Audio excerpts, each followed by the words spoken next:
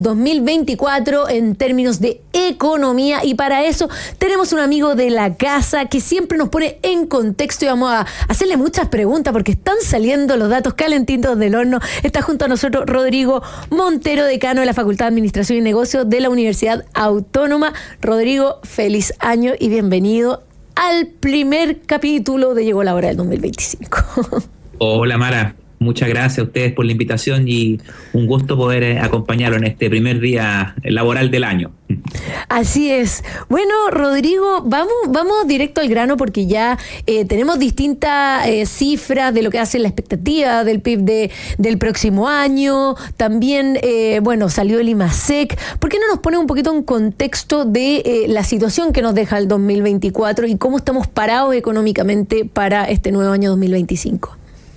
Sí, mira, efectivamente, ya habíamos tenido varias noticias de índole económica la semana pasada principalmente, cuando el Banco Central en su informe de política monetaria actualizó sus proyecciones de crecimiento, y en otras variables también para la economía chilena. Y ahí el Banco Central nos dijo que para el 2024 estaba esperando finalmente una expansión de nuestra economía en torno a un 2,3%. Y el IMASEC que recibimos el día de hoy, con cierto agrado, puesto que estuvo ligeramente por sobre las expectativas de mercado, de alguna forma tributan a esa proyección y podemos decir que según lo que pasó en el mes de noviembre, ¿verdad?, del año pasado, la economía se acerca a amarrar con una alta probabilidad un crecimiento en torno a 2,3, 2,2, vamos a andar en torno a ese valor. La verdad es que no hay grandes novedades, más allá de algunas noticias puntuales que tuvimos el día de hoy con este valor del IMASEC. La economía está, oscilando, está moviéndose dentro de lo que es su capacidad aeróbica, ¿no? Y su capacidad aeróbica es bien limitada, un 2%, y por lo tanto, ¿qué viene para el 2025, Mara? Un poco más de lo mismo, ¿no? Vamos a estar muy influenciados por minería, por servicios, pero estaremos oscilando en torno a un 2,1%, que es lo que el Banco Central también nos ha dicho que espera, no solo para el 2025, sino que también para el 2026. Bueno, Rodrigo, un poco profundicemos en esa cifra, porque la verdad es que cuando uno escucha declaraciones, generalmente de los políticos, del gobierno, siempre todos tienen sus interpretaciones de los números, pero desde una perspectiva técnica. ¿Qué significa que un país como Chile crezca a un 2,3%? ¿Es algo bueno? ¿Es algo malo? ¿Es planito? ¿Es a lo que deberíamos estar creciendo? ¿Cómo deben las personas que nos están escuchando interpretar este dato y también entender el contexto que estamos viviendo en base a ese dato? Mira, qué buena pregunta la que tú haces, Mara, porque de alguna forma nos obliga a levantar la cabeza y hacer alguna suerte de acto reflexivo, ¿no? Y ver si es que lo que estamos logrando es lo que realmente somos capaces de hacer, sobre todo considerando el tamaño de nuestra economía y las grandes necesidades y problemas que aún están sin resolver muchas veces por falta de recursos. Una economía como la chilena es una economía muy pequeña, con un peso específico realmente muy pequeñito en el mundo entero, una economía que está con muchas posibilidades todavía de crecer, con muchos proyectos ahí, con muchas oportunidades, y por lo tanto un 2% es un guarismo que nos debiera dejar bastante insatisfechos. Una economía como la del tamaño de Chile debiera estar creciendo tranquilamente en torno a un 4,5%. Es verdad que el mundo en general ha tendido a desacelerarse un poquito, que ya las tasas de crecimiento que veíamos en los 90 no son las que deberíamos esperar hoy día, pero hay un elemento que es objetivo, Mara, que es el siguiente. Nosotros en los 90 y gran parte del 2000, cuando nos comparábamos con el mundo, crecíamos más que el mundo, y después un poquito menos.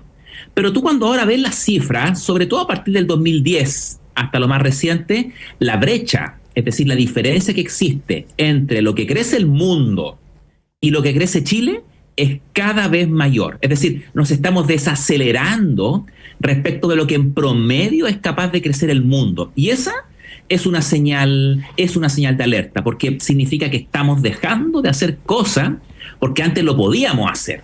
Antes nosotros nos marcábamos al ritmo de lo que crecía el planeta. Hoy día no estamos siendo capaces de hacer eso y por lo tanto urge una discusión de fondo respecto de qué es lo que está pasando qué es lo que hemos dejado de hacer y cuáles son las medidas que necesitamos implementar ya, con cierto sentido de urgencia, para poder evitar que este descalabro, por llamarlo de alguna forma, digamos, siga ocurriendo. Porque te insisto, nuestro país tiene muchos desafíos por delante y esos desafíos no los vamos a resolver con menos crecimiento. Si vamos a lograr algo, va a ser con un poco más de crecimiento, no con menos. Bueno, estamos conversando con Rodrigo Montero, decano de la Facultad de Administración y Negocios de la Universidad Autónoma. Rodrigo, tengamos esa conversación. Aprovechando que te tenemos acá, tengamos esa conversación. ¿Cuáles para ti serían esos temas urgentes, al menos que ayudarían a un poco a hacer despegar la economía chilena? Porque entendemos que la economía tiene múltiples aristas, hay cosas que se ven en corto, mediano, largo plazo, pero siempre se están tomando medidas que van frenando y van un poco reteniendo el crecimiento. ¿Y cuál sería para ti las primeras cosas que nosotros deberíamos tener presentes para poder un poco potenciar nuestra economía en los años que vienen? Porque al final también entendemos que si el país no crece, hay menor empleo, los salarios son menores, se recauda menos, hay menos inversión. O sea, las consecuencias de no crecer son enormes. Entonces, ¿qué es lo que tenemos que poner atención, que son cosas primordiales para no estar frenando el crecimiento y tratar de ponernos al día con lo que estamos un poquito atrasados con respecto al mundo, como te referías? Sí, sin duda. Y ahí, para hacer ese ejercicio, Mara, yo te diría que hay que distinguir lo que es el corto plazo de lo que es el mediano y largo plazo. Hay cosas que de alguna forma podemos hacer el 2025, podemos enfrentarla y podemos resolverla, y que nos permita eso sentar una cierta base para proyectarnos con un mayor impulso para los próximos años. Pero hay discusiones que son de más largo aliento y que sin duda van a tener un fruto, si es que avanzamos, en el largo plazo, ¿sí? Entonces, para lo primero, digamos, que es lo más de corto plazo, yo diría que lo primero que tenemos que hacer para tener un ambiente propicio para el crecimiento es combatir con fuerza el crimen organizado. Hoy día en Chile tenemos un problema serio de delincuencia y de crimen. Y la evidencia empírica, Mara, es decir, los estudios internacionales, te muestran que aquellas economías que tienen una mayor tasa de crimen, mayor criminalidad, más delincuencia, son economías que crecen menos. Hay menos propensión a invertir, las empresas gastan más dinero en cuidarse, en protegerse, en implementar medidas de seguridad y por ende dejan de dedicar recursos para invertir en procesos productivos. Eso es lo primero. Y una agenda antidelincuencia, eso es sentarse a amarrar un par de medidas y darle. ¿Te fijas? No hay mucho más que discutir ni mucho más que esperar. Ahí hay que simplemente tener la voluntad para avanzar. En segundo lugar, yo te diría que necesitamos colocar incentivos fuertes, significativos, a lo que es la inversión extranjera directa.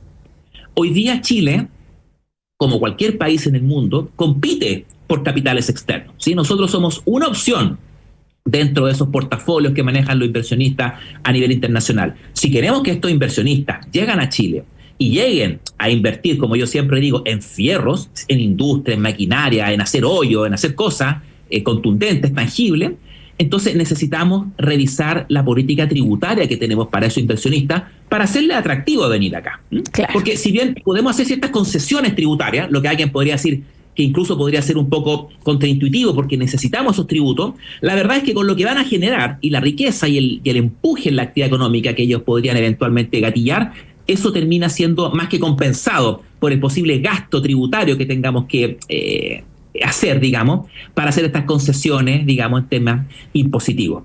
Y si tú me permites, dos temas que son más de largo plazo, diría yo, ¿sí? Que aquí ya requiere ponerse de acuerdo, una discusión profunda, y que, por supuesto, si llegamos a avanzar, no va a ser algo de impacto inmediato, sino más bien pensar para el 2030 hacia adelante, ¿sí? De hecho, sea de paso, Mara, nuestra suerte de aquí al 2030 está relativamente echada. No hay mucho más que podamos hacer de aquí hasta el 2030 en términos de crecimiento. Si nosotros nos sentamos aquí en 3 o 4 años más a conversar de la expectativa para Chile, vamos a estar hablando de un 2%, si es que no hacemos nada, digamos. Entonces, lo que viene a continuación es lo que yo creo que hay que empezar a hacer, discutir, para que la conversación a partir del 2030 sea un poquito más atractiva en términos de actividad económica y en términos de ambición por crecer. Primero, necesitamos urgentemente avanzar en una modernización del Estado. ¿Sí? Hay muchas señales muchas señales que nos muestran que en realidad tenemos un problema pendiente con la gestión de los recursos públicos. Sí, tenemos un Estado antiguo, un Estado análogo, con una dotación de personal que claramente excede lo que son cualquier parámetro de eficiencia. Tenemos una cantidad de señales en ese sentido que son realmente preocupantes. La contratación del sector público, el uso de las licencias médicas, los tiempos, la calidad del servicio, la encuesta a los usuarios, cuando tú les preguntas cómo les va, la permisología, que está trancándole la pelota fuertemente hoy día al sector privado, todo eso tiene una raíz en que nuestro Estado es un Estado antiguo, que no se ha modernizado, que no lo hemos tocado durante las últimas décadas, no hemos hecho nada. Y ese Estado nomás. No está en línea. ¿Perdón? Agrandarlo y contratar más gente. Es lo único que eso hemos sí, hecho. claro. Es que eso es lo más fácil, Mara. Claro. Contratar y agrandarlo es lo más fácil. Si en la vida gastar siempre es lo más fácil. Sí. Lo más difícil siempre es eficientar. Ver la calidad de ese gasto. Ver cuánto necesitamos de Estado. ¿Podemos hacer lo mismo con menos? ¿O podemos hacer más con lo mismo? Yo creo que eso es una conversación pendiente. No es popular. No es un fierro que cualquier político quiera agarrar, porque significa irse, digamos, en contra de un sector que tiene un peso específico relevante en la economía, con intereses importantes, y por lo tanto no un terreno fácil de avanzar. Y el segundo tema que yo te diría, Mara, que sería importante poner sobre la mesa, adicional al tema de la modernización del sector público, es el tema educacional. En el tema educacional, capital humano, en nuestro país también tenemos muchas señales que son preocupantes. Hace poco tuvimos noticias de los resultados que obtuvimos en pruebas de contenido a nivel internacional donde Chile ha participado, ¿sí? TIMSS, PISA y esas pruebas que usualmente Chile participa, países que están principalmente en la OCDE, ¿sí? Y siempre en esas pruebas, Mara, a la población chilena escolar y también adulta le va increíblemente mal respecto de lo que son sus pares internacionales. Tenemos baja capacidad de alfabetización, tenemos bajas habilidades cuantitativas, la población le cuesta entender instrucciones básicas. Por lo tanto, ahí tenemos un problema pendiente que no hemos resuelto y que la pandemia, dicho sea de paso, Mara, que la pandemia ahondó, profundizó, porque tuvimos una fuerte inasistencia escolar, seguimos teniendo, hay muchos niñitos jóvenes que no han regresado al sistema escolar y que muchas veces también te están explicando otro problema, que es el del crimen, claro, que hablábamos en un comienzo. Entonces, sí, con la educación necesitamos también tener una conversación muy profunda, muy seria y empezar a pagar la cuenta y la deuda que hemos acumulado durante todos estos años. Absolutamente cierto. Bueno, tremendo. Muchas gracias, Rodrigo, porque ahí tenemos varias cosas que empezar a discutir en la agenda. Oye, pero quería conversar algo más contigo, que hoy nos enteramos que el dólar llega a los 1.000 pesos y la verdad es que uno cuando piensa ahora en el verano, quienes están comprando pasajes para irse de vacaciones por aquí y por allá, quienes están planeando sus vacaciones, se nos encarece, pero eso no son las únicas consecuencias que tiene el dólar a este precio. ¿Qué significa que el dólar en Chile haya superado los 1.000 y los 1.000 pesos y qué implicancias tiene? Mira, en lo más inmediato, un poco para lo que dices tú, ojo con el uso de las tarjetas de crédito en época estival, donde uno muchas veces en el fragor del relajo y la distensión puede usar la tarjeta de crédito porque tiene una vacación en el extranjero. La verdad es que hay que tener cuidado con eso. Primero, una precaución para el presupuesto familiar, ¿sí? Tener siempre muy presente la relación de la moneda en la cual uno está comprando y el peso, ¿sí? Para que no nos vayamos a llevar alguna sorpresa cuando nos llegue la facturación de la tarjeta de crédito. Eso es lo más doméstico, lo más como la dinámica familiar, el presupuesto familiar. Ahora, en lo inmediato, para nuestra economía, esto es un shock importante en términos de inflación, ¿sí? ¿En qué sentido? En el sentido de que muchos de los bienes que forman parte de la canasta del IPC y con la cual nosotros medimos la inflación en nuestro país son bienes importados, que vienen desde afuera. Y por lo tanto, un dólar a 1.000 impacta automáticamente el precio de esos bienes que yo estoy trayendo desde afuera. Y lo otro son los precios de los combustibles, Mara, que también seguramente la próxima semana vamos a tener un rebote en el precio de los combustibles, que también es un elemento que es sensible a los bolsillos familiares, porque de nuevo, como toman vacaciones, mucha gente también decide vacacionar en auto, en vehículo, manejar largas distancias, y eso es un consumo relevante de combustible. Y todo esto le configura un dolor de cabeza al Banco Central, porque como todos sabemos, el Banco Central ha estado lidiando con una inflación que se ha vuelto un poquito más porfiada en los últimos trimestres, le ha costado bajar del 4,5, 4,7%, y este dólar de Luca lo único que hace es ponerle un pelo más a la sopa y por lo tanto entorpece un poquito el control que está tratando de retomar el Banco Central respecto a la trayectoria de la inflación en nuestro país. Recordemos que la meta en Chile para la inflación es 3%, y estamos en 4,2, 4,5, sí. Entonces estamos alejados en la meta, en casi un 100%, digamos, y eso, digamos, es una variable que debiera también preocupar.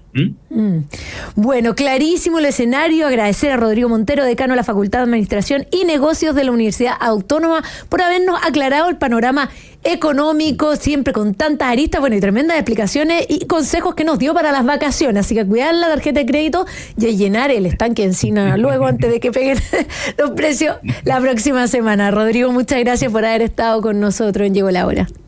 Muchas gracias a ustedes, les dejo un afectuoso abrazo a la distancia. Igualmente, muchas gracias. Muchas gracias, nosotros nos vamos a una breve pausa y ya volvemos con más Llegó la Hora en Radio Agricultura.